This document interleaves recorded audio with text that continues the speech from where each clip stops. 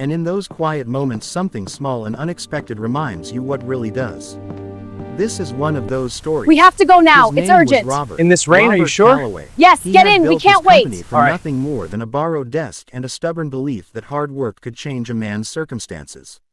And it did. By the time he was 52, Robert had more than most people dream of in a lifetime. A house with high ceilings and crystal chandeliers. Rooms filled with antique furniture that nobody ever really sat in. A wife named Vivian who wore silver suits and carried herself like she was always on her way somewhere more important. People admired him from a distance. But admiration is a cold thing when it comes without warmth. 6 months before this story begins, Robert had an accident. Nothing dramatic. Just a rainy morning and a moment of distraction, and then the world changed. He woke up in a hospital bed and learned that walking would not come easily anymore. The doctors were careful with their words. They spoke about progress and patience and possible recovery. But what Robert remembered most from those early days was looking across the room and seeing Vivian standing near the window. She was looking at her phone. Not with cruelty, not with intention, just with the quiet habit of someone who had been somewhere else for a very long time. He did not blame her. He understood it in the way that people who have lived long enough understand things they wish were different. Some love grows and deepens with the years. And some love slowly becomes something more like routine. Something neither person reaches for anymore. When Robert came home, it was in a wheelchair. The grand house suddenly felt different. The hallways were too narrow in his mind even when they were not. The chandeliers too far above him. The rooms too formal for someone who now moved slowly and carefully through the world. Vivian hired help. She was efficient about it the way she was efficient about everything. She interviewed several people and chose a woman named Emmy. Emmy arrived on a Tuesday morning carrying a canvas bag and wearing sensible shoes. She was not young, but she was not old either. Somewhere in that steady middle ground of life where people have seen enough to stop pretending and learned enough to be genuinely kind. She had warm brown eyes and the kind of quiet voice that does not fill a room but somehow makes a room feel fuller. The first morning Emmy worked in the house, Vivian was already gone before 9. There was a meeting, she said. There was always a meeting. Emmy moved through the house with a calm efficiency that reminded Robert of his mother. Not in appearance but in presence. The sense that someone was simply there. Paying attention. Not performing attention but actually giving it. She brought him his coffee without being asked because she had noticed what time he usually had it. She set it on the table beside him and said nothing except good morning, and she meant it. Robert thanked her quietly, and Emmy nodded and moved on to her work. For the first few weeks Robert mostly watched. He was not a man who had ever been good at being still. He had spent 30 years moving forward and now stillness was required and he did not know what to do with it. He watched the garden through the window. He listened to the house settle in the afternoon. He thought about things he had not thought about in decades. His father teaching him to fish on a lake in Michigan when he was 10 years old. The smell of wood smoke and cold water. The patience his father had shown him. How quietly the man had loved his family. One afternoon Emmy was kneeling beside Robert's chair. Not his wheelchair but the old leather armchair near the window where he had started spending his afternoons. She had noticed the armrest was loose and she was tightening it without any fuss. Robert looked at her hands. Careful, steady hands. And he said without planning to, "Do you like this work?" She looked up at him. Not surprised by the question but thoughtful about it. She said, "I like being useful. I like knowing at the end of a day that someone was a little more comfortable because I was there. That felt like enough for me a long time ago." Robert was quiet for a moment. He said, "That sounds like wisdom." Emmy smiled. She said, "It sounds like getting older." He laughed. It was the first real laugh he had produced in months. It surprised him. It surprised her too. From that afternoon something shifted. Not dramatically. Nothing about this story moves dramatically. But slowly, the way light changes in a room as the afternoon goes on.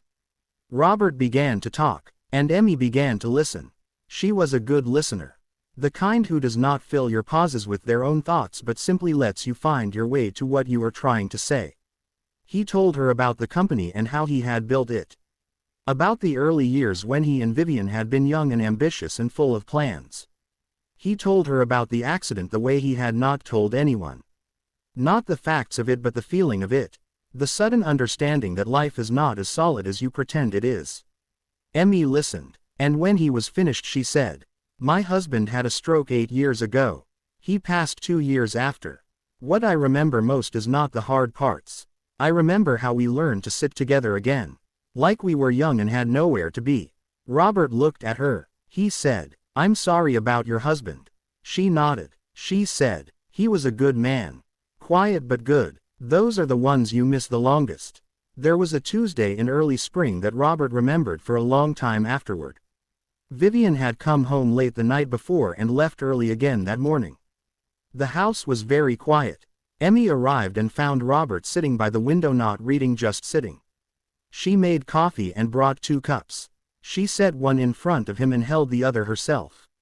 She sat down in the chair across from him, which she had never done before. And she said, "Is there something you want to talk about today?" Robert looked at his coffee. He said, "I used to think success meant something. I thought if I built enough and earned enough and proved enough, then the important things would take care of themselves." Emmy was quiet. She did not rush to reassure him. She let the thought settle in the room. Then she said, "Most men I've known thought the same thing. My father thought it. My husband thought it for a while. I think what changes a person is when they finally understand that love is not something you earn. It's something you practice. Like any skill, you have to show up for it every day." Robert sat with that for a long time. He said, "I'm not sure I knew how to show up." Emmy said gently, "You're showing up now." He looked at her. She was not flattering him. She was just telling him the truth quietly, the way people do when they genuinely mean it. That spring Robert began to improve. Slowly, with a great deal of patience, and some days that were harder than others. He started physical therapy twice a week. A young man named Daniel who was relentlessly cheerful in a way that Robert eventually found less irritating than he had expected. He started walking short distances with a cane. Emmy was usually there when he practiced in the hallway. Not helping unless he needed it. Not hovering. Just present. The way a good person is present. One afternoon he made it from the front hall to the garden door without stopping. He stood there looking out at the spring garden, and he felt something he had not felt in a long time. Not pride exactly. Something quieter than pride. Gratitude maybe. He turned and Emmy was standing at the end of the hallway watching him with an expression that reminded him of the way his mother had looked at him when he graduated. Not surprised. Just glad. Vivian noticed the changes. She was not a cruel woman, and she did notice. She put down her phone one evening when he came into the room and she said, "You seem better, Robert." He looked at her. He said, "I think I am." There was a pause between them. Not uncomfortable exactly, but honest. The kind of pause that happens when 2 people who have known each other for decades finally stop performing and just look at each other clearly. She said, "I have not been very present."